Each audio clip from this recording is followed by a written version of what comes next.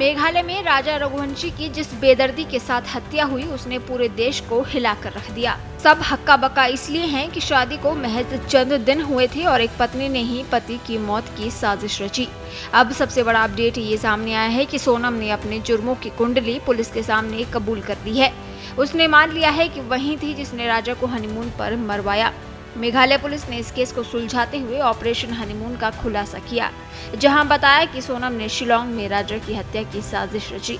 23 मई को सब कुछ हुआ, जहां उसने अपने प्रेमी राज कुशवाहा और 3 हत्यारों के साथ मिलकर पूरा प्लान बनाया था।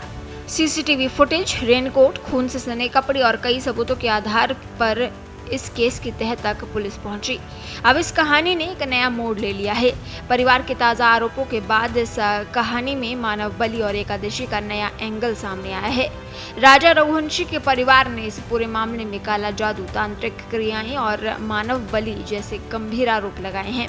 उनका कहना है कि इस साजिश में राजा की पत्नी सोनम रघुवंशी और उसका प्रेमी राज कुशवाहा शामिल है। दरअसल कुछ दिनों पहले सोनम और उसकी सास के बीच बातचीत का एक ऑडियो भी सामने आया था। इस ऑडियो में वो अपने 11 के व्रत का जिक्र कर रही थी।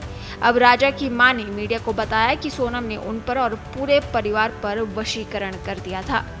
लोग पहले ही कहते थे कि उसने कुछ कर रखा है, लेकिन हमने ध्यान नहीं दिया। अब खुद सच देख रहे हैं। बताया गया कि राजा और सोनम ने कामाख्या मंदिर में भी दर्शन किए थे, जो तांत्रिक साधना के लिए प्रसिद्ध है।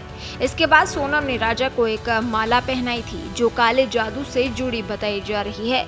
राजा की मां ने आगे कहा कि राजा की हत्या 11 के दिन हुई, जो हिंदू कैलेंडर का एक विशेष तिथि होती है और इसका संबंध तांत्रिक गतिविधियों से जोड़ा जाता है।